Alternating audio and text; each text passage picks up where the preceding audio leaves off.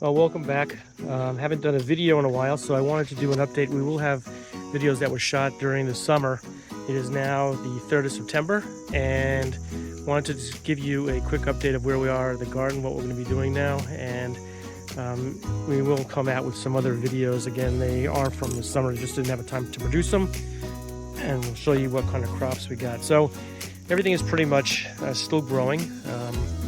Today is supposed to be in the 90s, that is Fahrenheit, and we did have some days in the 70s, and at night it is getting into the upper 50s, low 60s. So I just want to take you around here so you would have. So what I've decided to do this year is let things grow a little bit wild to see what's going to happen. I usually am very good about trimming things back, but I wanted to see what kind of yield we get if we just let things go. So starting here with the eggplant that we overwintered, we did get quite a few eggplants, and as you can see, it's fairly high. The plant is probably about 4 feet, and it started probably about 2 feet. This is our pepper plants, and the pepper plants have also yielded quite a few peppers. It probably is the end of the road for these for this year, although I do see a few peppers back here, but we'll see what happens. Oh, there's another one. Okay, so we'll see what happens with those. We're going to let them grow, of course. And what I've done is we're starting to grow our lettuce again. So there'll be more of this. It's just a box. And about 2 or 3 weeks ago, planted another round of beets. Over here, I have scallions or bunching onions, and then more beets. And the reason that these things are in these containers is because if it does get too cold, we could actually move them into the greenhouse. The Japanese eggplants have been doing well the whole season. We've got quite a few of them. There's another one growing over here that we're going to take off soon, and those have done very, very well. We have some plants here that aren't yielding. We'll see what happens with those. Now, what happened is that it seems that our cucumber and also beans have just started going crazy. So as you can see, there are a couple of cucumbers over here just hanging. Got to take those off. Have quite a few of those growing all over the place, and the harvest from those has been spectacular.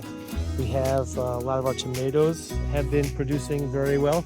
As you can see, there are tomatoes all over the place. Again, a lot of the cover is from other plants. I definitely was not good this year in terms of trying to keep things separate. Also, one of the things that I'm trying to do is to grow corn, and again, it's in the grow bag, so we can actually move this into the greenhouse if we can get a harvest before the first frost. If we have probably have a month, I would say at least a month, maybe 2 months before we get our real first frost.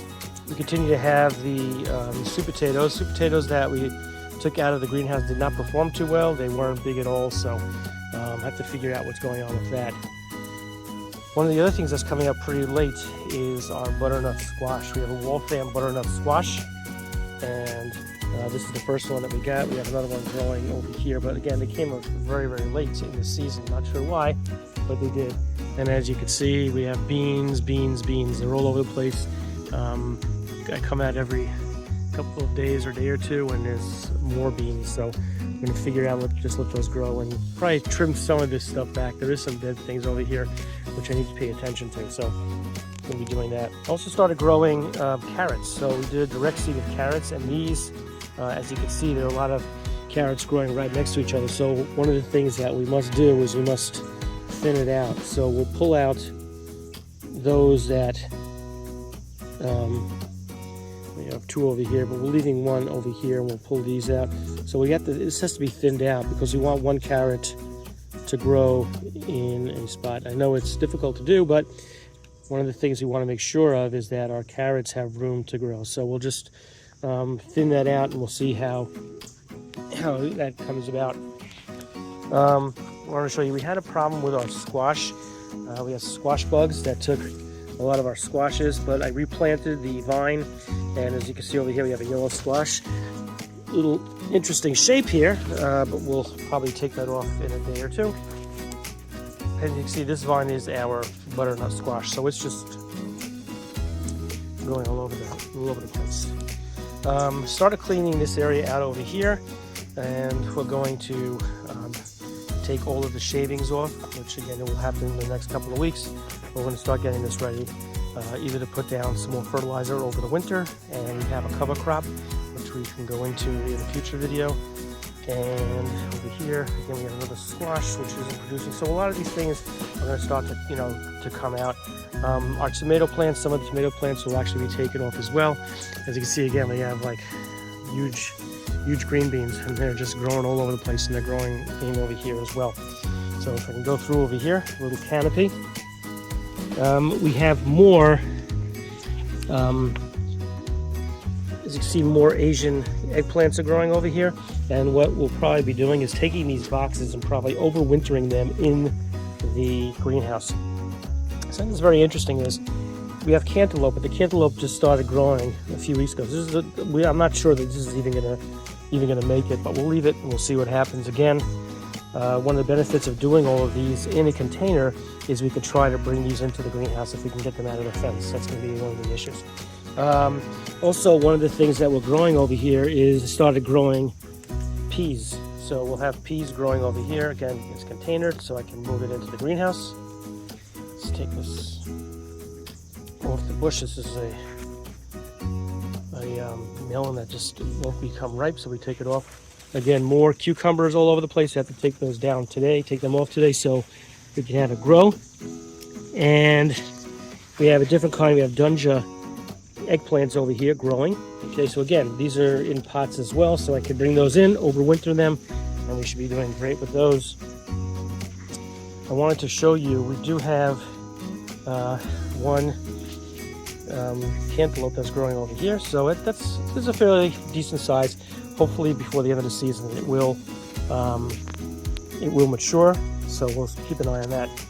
These are peppers that I planted after, I don't know, they must be about a month and a half old, and these are going to be red peppers. So as opposed to staying green, they're supposed to be turning red, and we'll wait for those. Again, the beautiful thing is we'll be able to overwinter those plants, and next year we can start growing them really quickly.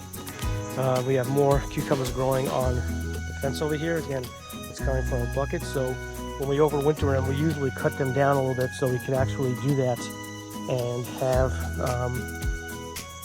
have them grow inside.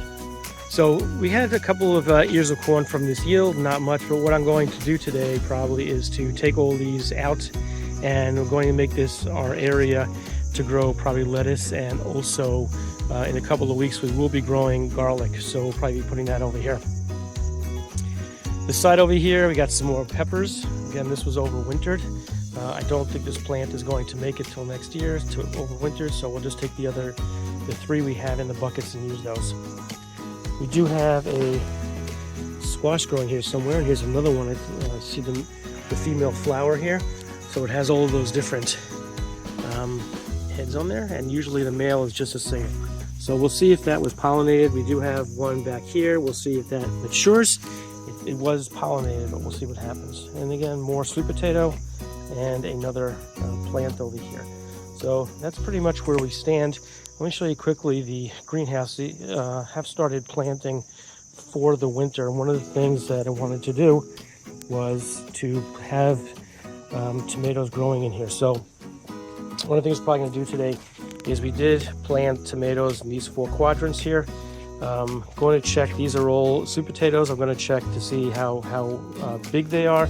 If they're not, we'll just rip everything out here and we'll start our planting for the winter. We will be growing things in here, and again having our pots in here as well.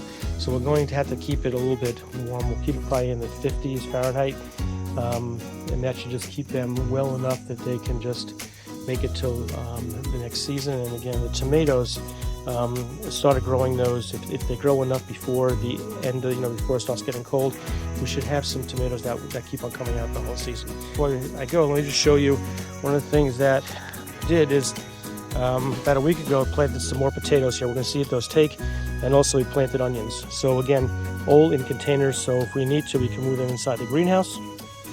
But I'm hoping that a lot of these things will be able to keep outside. Some of them are tolerant to the cold, so we'll see what happens. The videos have been shot throughout the summer with some of the things that we've harvested, so we'll try to get those up online. But the editing on those is going to be a little bit of a task, and there's no time to do it, unfortunately, at this point. So just wanted again to give you an update. If you want to see all of the different things we harvested and other videos that we shot during the summer, please subscribe and like the video. Until we speak again, keep gardening.